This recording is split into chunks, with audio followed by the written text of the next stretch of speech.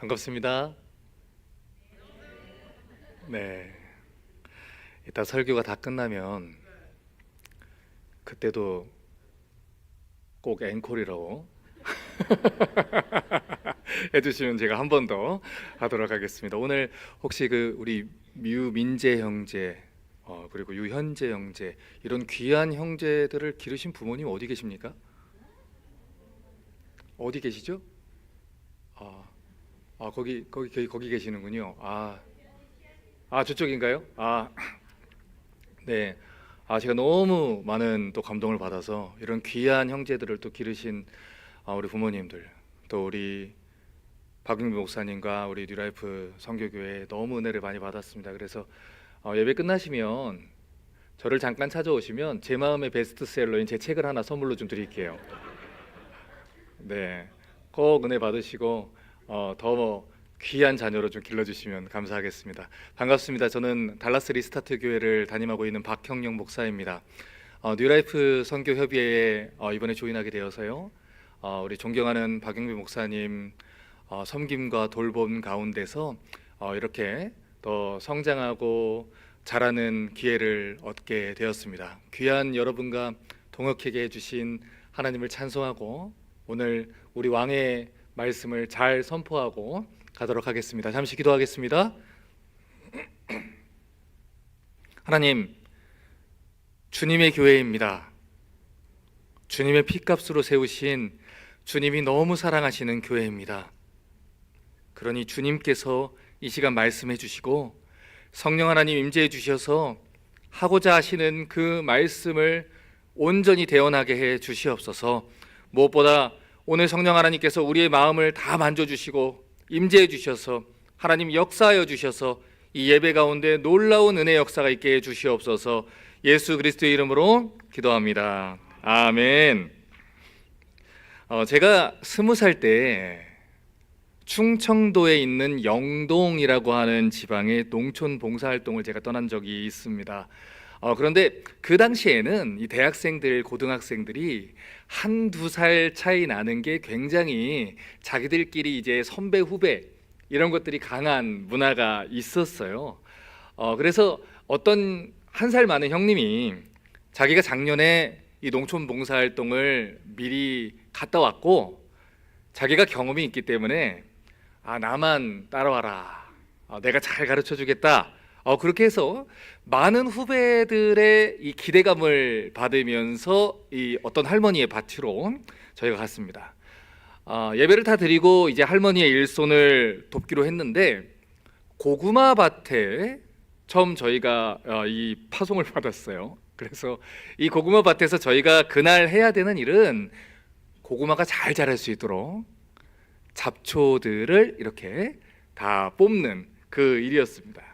그런데 그때 그 형님이 갑자기 앞으로 싹 나서면서 야, 봐봐, 여기 있는 요런 거 있지, 요런 것들을 이렇게 뽑으라는 말이야. 그러니까 나 보고서 잘 따라와 봐. 그리고 잡초를 정말 순식간에 막 이렇게 뽑으면서 나가는 거예요. 역시 경험자는 다르다. 힘도 좋아가지고 얼마나 그 밭을, 그 라인을 순식간에 저희보다 2배, 3배 빠르게 제거하고 나가는지 저희가 정말 부러울 정도였어요. 조금 시간이 지났을까요? 저희는 반도 못 갔는데 2번째 라인을 거의 다 하신 그 형님의 그 뒤에서 밭주인 할머니가 바구니를 집어던지면서 분노에 찬 목소리로 이렇게 소리 질렀어요. 누가 고구마를 다 뽑아놨어! 잡초를 뽑아야 되는데 고구마를 싹 다 뽑아놓은 거예요. 그리고 그거를 주변 사람들한테 전파를 해가지고 그 사람들도 고구마를 다 뽑아놓은 거죠. 여러분, 그래서 그날 이 숙소에 돌아와가지고 이 형님 별명이 하나, 이 고구마 킬러다. 할머니의 분노를 자아내는 자, 이런 별명이 생겼어요. 여러분, 우리는 누구나 다 칭찬받고 싶어 합니다. 사람들 앞에서 다 명예롭고 싶어 하고요, 잘한다 라는 소리를 듣고 싶어 해요. 누구나 다 못한다, 잘 모른다, 그런 수치스럽고 모욕받는 말들은 우리 한국 사람들뿐만 아니라 예수님 당시의 유대인들도 싫어하는 그런 문화였습니다. 자, 그런데 오늘 우리가 읽은 이 본문을 보니까 농부로서 수치를 얻을 수 있는 위기에 처한 한 사람이 등장을 합니다.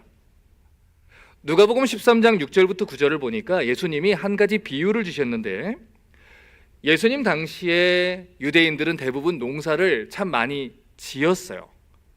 그래서 예수님 당시에 이스라엘 백성들은 여러 가지 종류의 나무들을 심어서 그 나무에서 나오는 열매들로 생활을 했습니다.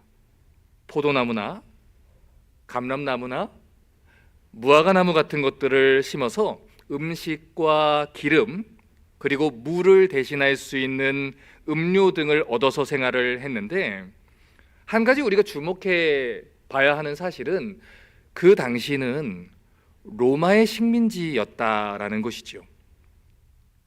여러분, 전쟁에서 패배한 국가의 상황이 뻔하지 않겠습니까? 그들은 그들의 거의 대부분의 땅을 로마에게 빼앗겼고요. 대부분의 사람들이 소작농의 형태로 농사를 짓고 살았습니다. 일자리를 찾기가 힘들었고요. 하루 벌어서 하루 먹고 사는 것이 아주 힘들었던 그런 시절들을 겪고 있었어요.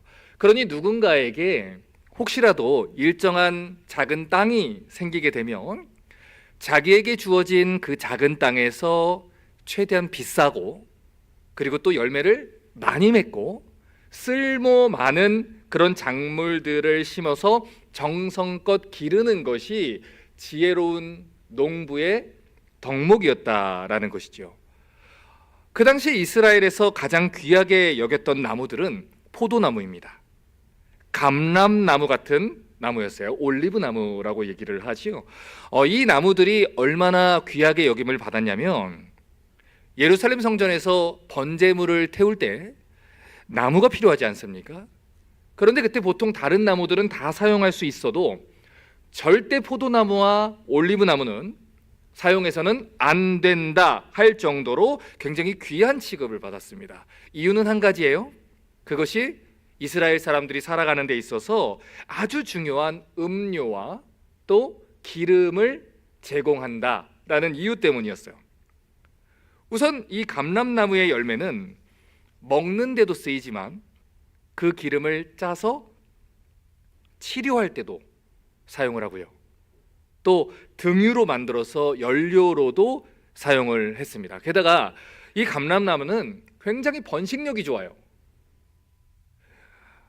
척박한 땅에서도 잘 살아남기 때문에 물이 부족한 팔레스타인 땅에서 아주 귀하고 효용성 있는 그런 나무로 손이 꼽혔습니다. 다음으로 포도나무는 말할 것도 없죠. 물이 부족했던 이 팔레스타인 땅에서 이 포도주는 물이 없는 건기에 굉장히 유용하게 물 대신 사용할 수 있는 음료로 사람들에게 귀하게 사용을 받았습니다. 자, 그러면 이쯤에서 제가 질문을 하나 드릴게요. 자, 대부분의 땅을 로마에게 뺏겼습니다. 그리고 나에게 주어진 땅은 고작 요 정도예요.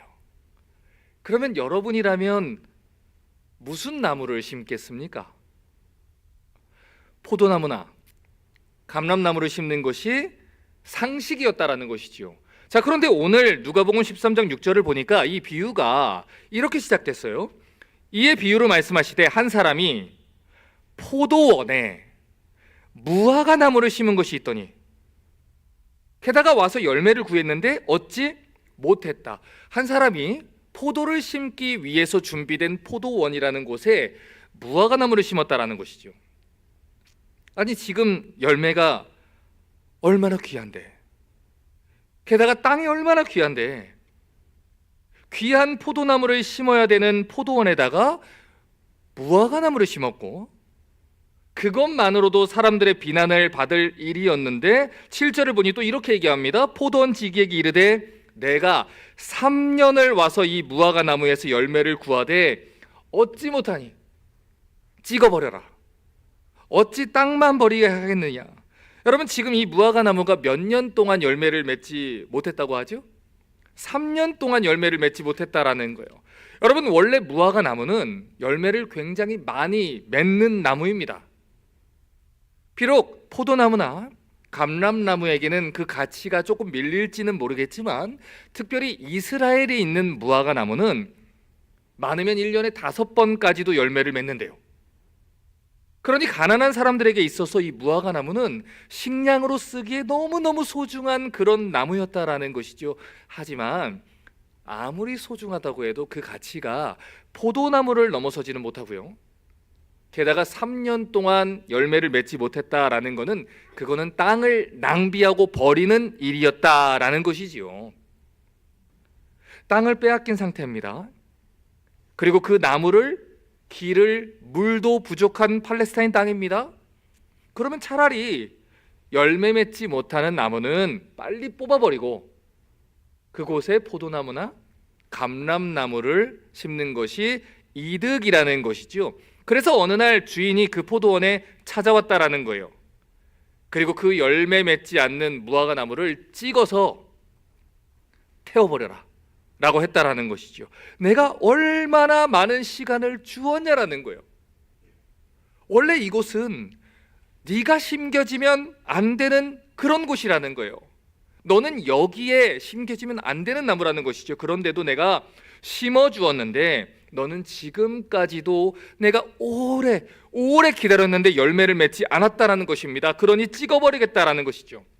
여러분, 이 이야기를 들었을 때 주변 이스라엘 사람들이 어떤 반응을 보였을까요?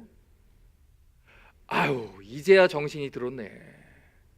이제야 저 땅을 어떻게 써야 효율적인지 저 사람이 정신 차리고 이제 생각을 했어. 그렇게 생각하지 않았겠습니까?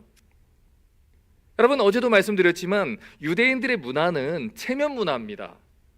명예 문화입니다. 자신이 맡은 일을 잘 감당하면 명예를 얻고 높임을 받지만 자기의 일을 전문적으로 하지 못하면 망신을 당하는 거예요. 자, 그러면 농부로서 오늘 이 포도원 직이라는 사람은 명예를 얻었을까요? 아니면 부끄러움과 수치를 얻었을까요? 수치를 얻었지요. 농부가 농부의 일을 제대로 하지 못했다는 이유로 주변 사람들에게 욕을 먹고 수치를 받았을 것입니다. 아니, 물도 부족하고 땅도 부족한데, 아니 저 땅에다가 포도나무를 심었으면 벌써 우리가 포도 먹었겠네. 그런데 그걸 심어가지고 3년이나 땅을 버려? 당장 뽑아버려요. 저 사람은 포도원 지기에 자격이 없어요. 여러분, 상식적으로 말해도 그것이 맞는 평가이지요. 만약에 그 땅에 포도나무를 심었으면 얼마나 많은 사람들이 이미 그 포도로, 주렁주렁 열린 포도로 갈증을 해소할 수 있었을까요? 얼마나 그 땅의 주인이 즐거움과 기쁨으로 그 열매들을 바라볼 수 있었을까요? 그럼에도 불구하고 그 주인은 그 땅에 무화과 나무를 심고 3년이나 기다려줬다라는 거예요. 그런데도 열매를 맺지 않으니까, 도무지 열매 맺을 생각을 하지 않으니까, 그래서 이 포도원의 주인이 나무를 찍어버려라 라고 했던 것입니다. 그래서 그날 이 나무의 운명이 끝나는 거라 생각을 했어요. 그런데 오늘 이 이야기가 6절에서 끝나지 않았지요. 7절을 보니까 갑자기 포도원 지기가 나타납니다.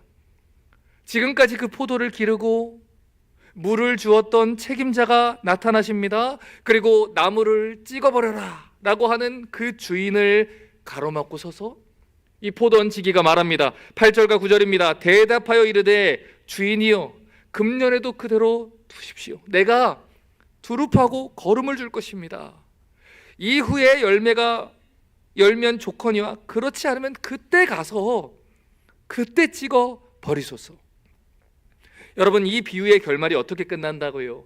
지금까지 이 무화과 나무를 돌보온 포도원 지기가 등장해서 주인의 심판으로부터, 주인의 분노로부터 이 무화과 나무를 보호하고 내가 더 사랑으로 보호하고 돌보고 기르겠으니 한 번 더 참아주십시오 라는 이야기로 끝이 나고 있다라는 거예요. 여러분, 오늘 이 비유를 예수님이 왜 주셨을까요? 어떤 상황에서, 어떤 사람들에게 무슨 목적을 가지고 이 비유를 주셨을까요? 오늘 우리가 읽은 누가복음 13장 1절부터의 내용을 보니까 두어 사람이 예수님을 찾아와서 이런 질문을 합니다. 예수님, 빌라도 총독이 갈릴리 사람들을 죽이고 그리고 그 제물에 그 피를 섞었습니다.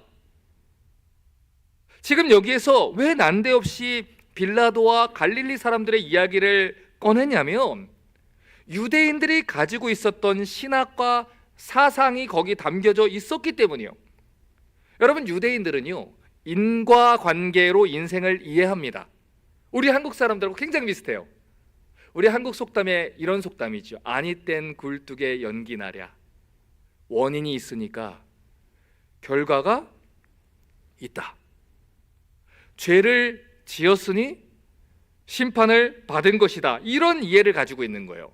그래서 예수님 당시 유대인들은 누군가가 갑작스럽게 병에 걸리거나 갑작스럽게 사고가 나서 죽임을 당할 때는 그가 무엇인가 하나님 앞에 잘못을 해서 심판을 받았기 때문이지 이유 없는 심판이나 병은 없다, 이렇게 생각을 했습니다. 그런 생각이 고스란히 담겨져 있는 책이 욥기라는 책인 것이죠.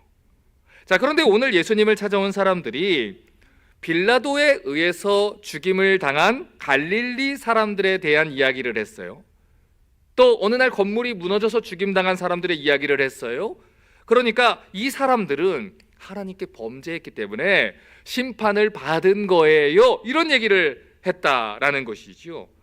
그런데 이 말을 한 이유가 뭐냐면, 그 말을 뒤집어서 말하면 지금 여기에 있는 우리는요, 그만한 죄인은 아니기 때문에 하나님이 두셨어요 라는 선민의식 가운데서 이 얘기를 했다라는 거예요. 우리가 오늘 살아있는 이유는요, 그들보다 선하기 때문이고요, 하나님이 우리를 살려주시고 하나님 우리에게 복 주신 것은 우리의 도덕성이나 우리의 선함의 정도가 그들보다 괜찮기 때문이에요, 이런 생각을 했다라는 거예요. 여러분, 유대인들은 선민의식이라는 걸 가지고 있었습니다. 선민, 하나님이 선택하신 민족이라는 것이지요. 성경이 분명히 하나님이 우리를 선택하신 것을 은혜로 선택했다라고 얘기했음에도 불구하고 그들은 하나님이 자기들을 선택할 만했으니까 선택했다. 율법을 왜 주셨을까? 우리는 율법을 지킬 수 있는 민족이니까 주신 것이지, 저들은 지킬 수 없는 민족이니까 주시지 않은 것이고, 우리는 지킬 수 있으니까 주신 것이다, 사랑받을 만하니까 사랑하신 것이다, 이런 생각들을 했다라는 거예요. 그래서 주변 민족들을 개라고 여겼습니다. 훨씬 더 자기들보다 열등하고 뒤떨어진 민족으로 업신 여겼다라는 거예요. 그것이 유대인들이 가지고 있었던 선민의식이라는 거예요. 그런데 그런 사람들에게, 그런 생각을 가지고 물어보는 사람들한테 예수님이 3년 동안 열매 맺지 않은 무화과 나무 비유를 주셨다라는 것이지요. 왜 그랬을까요? 지난 3년 동안 예수님께서 이 땅에 오셔서 하나님 말씀을 전해주시고 구약 성경에 기록된 메시아가 본인이라는 수많은 표적을 보여줬음에도 불구하고 그들이 회개하지 않았어요. 그들이 하나님이 원하시는 열매를 맺지 못했어요. 너희가 그렇다라는 거예요. 너희가 3년 동안 열매 맺지 못하던 무화과 나무 같다라는 거예요. 애굽에서 노예로 살던 너희를 하나님이 독수리 날개로 업어서 안아서 이곳까지 데리고 왔는데, 너희가 하나님을 향해서 맺은 열매들은 쓴 포도일 뿐이라는 것이지요. 먹을 수 없는 열매들일 뿐이라는 것이지요. 그러나 하나님이 너희를 참아주셨기 때문에, 하나님이 너희를 기다려주셨기 때문에 너희가 열매를 많이 맺어서, 야, 너희는 정말 특별하구나, 너희는 정말 잘하구나, 그래서 하나님이 내버려 두신 게 아니라 열매를 맺지 못하고 있음에도 불구하고 주인의 긍휼하심 때문에, 하나님의 은혜 때문에 너희가 지금까지 존재하고 있다라는 것입니다. 다시 말해, 실로암에서 망대에 치여 죽은 사람들이나 갈릴리에서 죽임을 당한 사람들이나 그들이 너희보다 악해서 죽임을 당한 게 아니라, 너희가 나아서 하나님이 지켜보고 계신 게 아니라 하나님이 너희를 불쌍하게 여기시기 때문에, 기다려 주셨기 때문에 너희가 이 자리에 있다라는 거예요. 로마서 2장 3절과 4절을 보니 바울이 그래서 유대인들에게 이런 얘기를 한 겁니다. 이런 일을 행하는 자를 판단하고도 같은 일을 행하는 사람아, 내가 하나님의 심판을 피할 줄 생각하느냐? 혹 내가 하나님의 인자하심이 너를 인도하여 회개하게 하심을 알지 못하여 그의 인자하심과 용납하심과 길이 참으심이 풍성함을 멸시하느냐? 바울이 뭐라고 말합니까? 하나님의 인자하심과 용납하심과 길이 참아주심 때문에 우리가 지금 이 자리에 있다라는 거예요. 그런데 우리가 어떻게 저 사람들을 업신여기고 저 사람들을 하대하고 개라고 부르고, 아휴, 저 사람은 큰일 났어, 판단할 수 있겠냐라는 것이죠. 오늘 본문에 기록된 사람들이 뭐라고 했는지 보십시오. 내가 심겨질 만해서 심겨졌다라는 거예요. 내가 구원받을 만해서 구원받았다라는 거예요.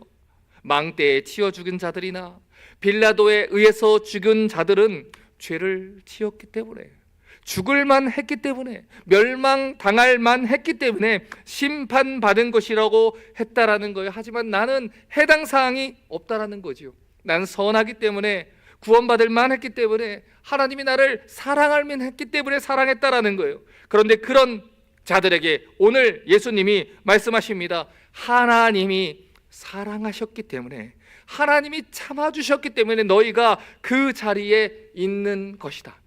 신명기 7장 6절에서 8절 보니 하나님이 이스라엘을 왜 선택했는지 이렇게 얘기했어요. 너는 여호와 내 하나님의 성민이라. 내 하나님 여호와께서 지상 만민 중에 너희를 자기 기업 백성으로 택했나니 여호와께서 너희를 기뻐하시고 너희를 택하심은 너희가 다른 민족보다 수요가 많기 때문이 아니니라.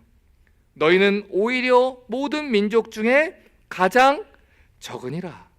여호와께서 다만 너희를 사랑하심으로 말미암아, 또는 너희 조상들에게 신 맹세를 지키려 하심으로 말미암아 자기의 권능의 손으로 너희를 인도하여 내시되 너희를 그 종 되었던 집에서 애굽 왕 바로의 손에서 속량하셨나니. 성경이 분명하게 얘기하고 있지요. 하나님이 이스라엘을 왜 선택하셨습니까? 그들이 많아서요? 그들이 뛰어나서요? 성경은 분명히 아니다라고 얘기했어요. 그들이 선택받을 이유가 그들에게 있는 게 아니고, 그들은 저 들에 많은 들풀에 불과했는데, 하나님이 우리를 선택하신 이유는 하나님이 우리를 사랑하셨어. 하나님이 우리를 사랑하셨기 때문에 선택하셨다라는 것이지요. 본래 열매 없는 무화과나무 같은 자들인데, 열매 맺지 못하던 죄인인데, 그런 우리를 포도원에 심어주시고 열매 맺을 때까지 기다려주셨다라는 거예요.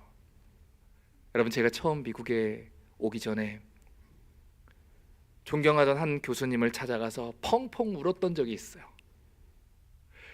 교수님, 제가 목회의 길을 계속 가지 않았으면 좋겠습니다. 이유는 제가 목사감이 아닙니다. 제가 앞으로 평생 정말 하나님 실망시키지 않고 정말 하나님 기대에 부응하며 평생 자랑스러운 신실한 그런 목사님들처럼 전 살 자신도 없고, 하나님 앞에 부끄럽지 않은 종으로 평생을 버틸 자신도 없습니다. 저 아닌 다른 자들이 하면 되지 않겠습니까? 그리고 그 앞에서 제가 펑펑 울었어요. 그런데 교수님이 가만히 듣더니, 그래서 박 목사님 해야 되는 거야. 왜요? 잘 못 들으셨어요? 못 하겠다고요. 내가 죄인 중에 괴수라는 걸 아는 사람,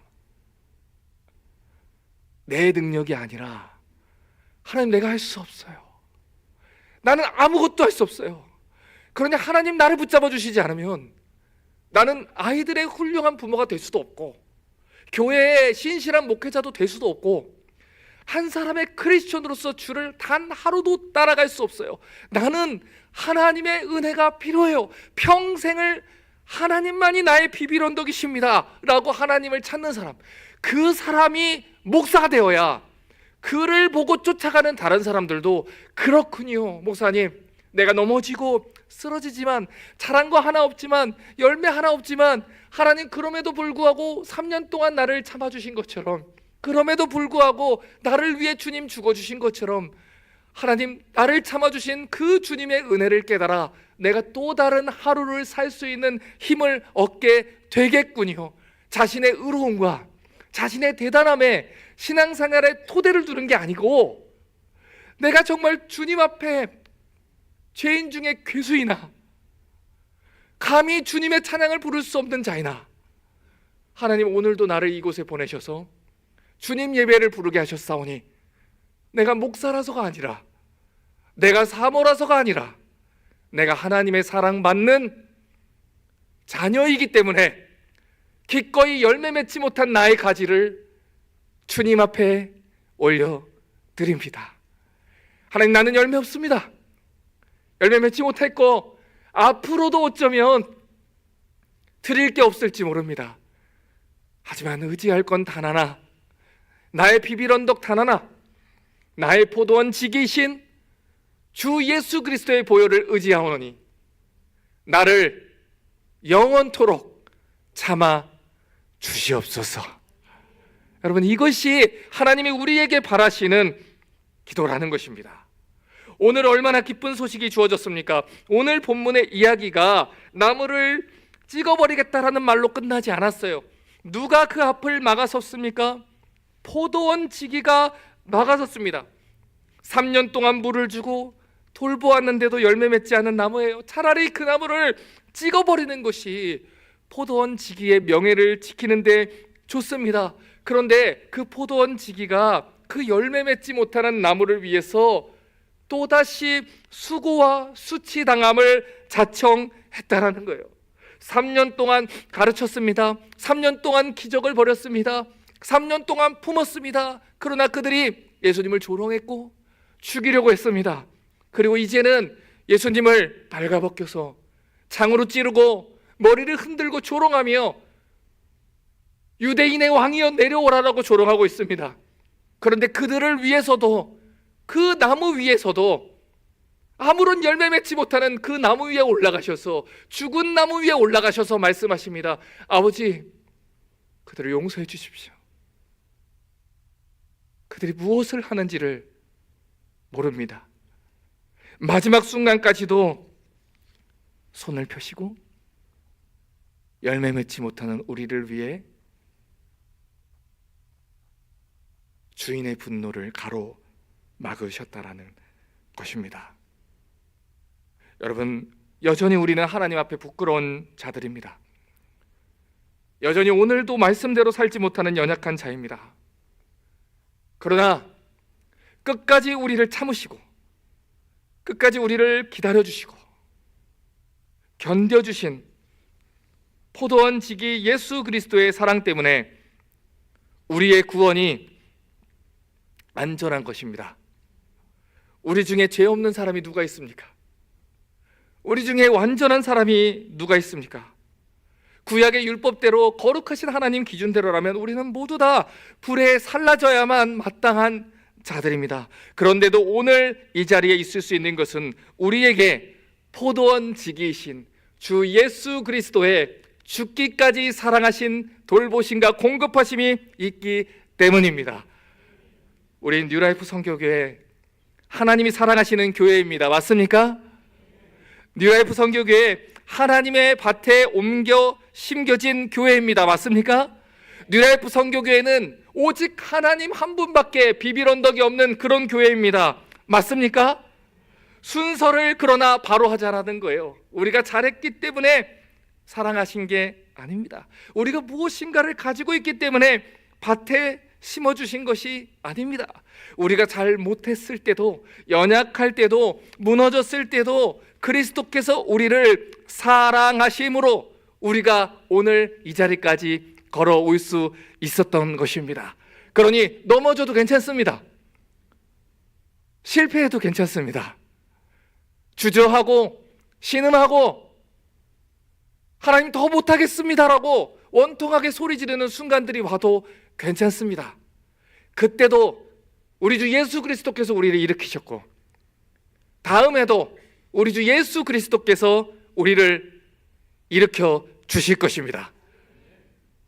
여러분, 한 아기가 걷게 될 때까지 얼마나 많이 넘어집니까? 여러분, 그 아기가 태어나서 너무하니 분유타는데요, 이런 아이가 있습니까? 자기 스스로 분유타고 자기 스스로 기저귀 갈고 자기 스스로 자라는 아이가 세상에 있습니까? 아무도 없습니다. 아이가 걸어가기 위해서 부모는 허리를 굽히고 엉덩이를 받쳐가며 혹시라도 넘어질까 걸어갑니다.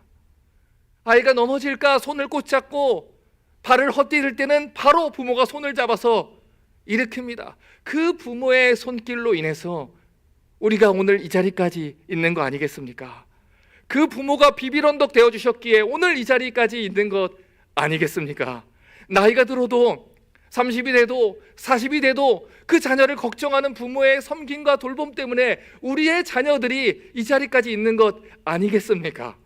그러면 우리 하늘아버지는 어떻겠습니까?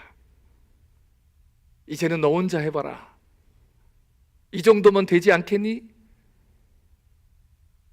우리 육신의 부모도 그렇게 두지 않는데 우리 하늘아버지가 그렇게 하시겠습니까? 이제 3일간의 설교를 정리해 봅니다. 디도서 2장 14절은 말합니다. 그가 우리를 대신하여 자기를 주심은 모든 불법에서 우리를 속량하시고 우리를 깨끗하게 하사 선한 일을 열심히 하는 자기 백성 되게 하려 하심이라. 왜 하나님이 이 땅에 뉴라이프 선교교회를 세우셨다 합니까? 왜 플러튼이라는 지역에 뉴라이프 선교교회를 세우셨습니까? 우리를 구원하시고 우리를 깨끗하게 하셔서 하나님의 선한 일에 열심을 품는 하나님의 백성답게 살아달라고, 복음의 사도로 살아달라고 우리를 옮겨 심어준 것입니다. 여러분, 교회 이름 보십시오. 얼마나 멋집니까? 이름에 이미 선교교회가 써 있습니다. 새로운 생명을 구원하기 위해서 우리 교회는 선교에 목숨 걸겠다.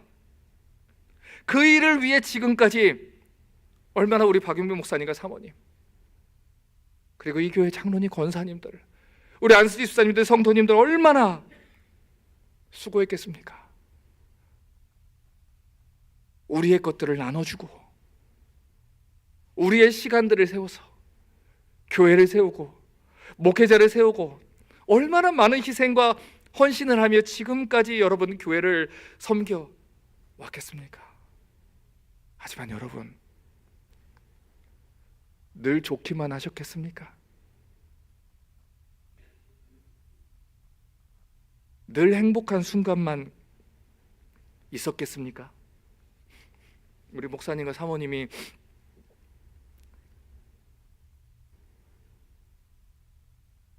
늘 해피하게 뛰어다니며 목회를 해오셨겠습니까? 사람들에게 실망도 했을 것이고 배신감도 느꼈을 것이고 이용당했다는 그런 감정 때문에 잠 못 이루셨을 것이고 말도 못하는 어려움을 이 교회가 분명히 겪었을 것입니다. 그러나 그 일을 지금까지 이 교회가 멈추지 않았던 이유는 무엇입니까? 나를 구원하신 우리 주 예수 그리스도를, 그러기에는 내가 너무 사랑하기 때문입니다. 저는 박영규 목사님처럼 그렇게 훌륭하지가 않아서 하나님 앞에 나아가서 하나님, 제가 죽을 때까지 목숨 걸고 주님의 교회를 섬기겠습니다 라는 기도가 잘 안 나옵니다. 하나님, 그만하고 싶은데요. 하나님, 못하겠는데요. 밤에 잠잘 때 내일 아침에 제 눈이 떠지지 않았으면 좋겠다, 그렇게 기도하고 잔던 날들이 하루 이틀이 아닙니다. 그런데 어느 날 예배를 드리는데 저희 아내가 펑펑 울어요. 예배 끝나고 왜 그렇게 울었냐 물어봤더니,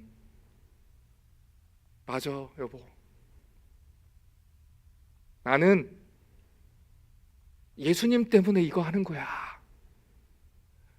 그러기엔 내가 예수님 너무 사랑해서 일하는 거야. 내가 심어놓은 것 같은 그곳에서 열매가 나지 않아도, 3년이 아니라 30년 동안 열매 맺지 않아도, 내가 사람들을 양육하고 품어주고 나눠주고 세워주고 섬겨주고 내 것 다 나눠줬는데 내 영혼의 그 깊숙한 꽃이 다 파멸로 가는 그런, 그 영혼까지 상처 주는 것 같은 그런 사람들 때문에 내가 아플 때도 있지만, 인생의 힘든 순간들 때문에 울 때도 있지만, 나는 예수님 때문에 이 일 하는 거야. 여러분, 무엇 때문에 선교하십니까? 무엇 때문에 전도하십니까? 우리 주 예수 그리스도의 사랑 때문인 줄 믿습니다. 그러니 지치지 마십시오. 잘 해오셨고 잘하셨습니다. 그 모든 일들을 우리 주 예수 그리스도께서 기억하실 것이고, 주님 만날 때 잘했다 하실 것입니다. 그러니 열매는 다 하나님께 맡기고, 지금까지 해오신 대로 열심히 씨를 뿌리시고 열심히 사랑해 주셔서 우리 주님이 여러분으로 인해서 영광 받으시기를 우리 주 예수 그리스도 이름으로 축복합니다. 이제 우리 말씀 붙잡고 잠깐만 기도할까요? 네, 우리 반주를 잠깐 해주시고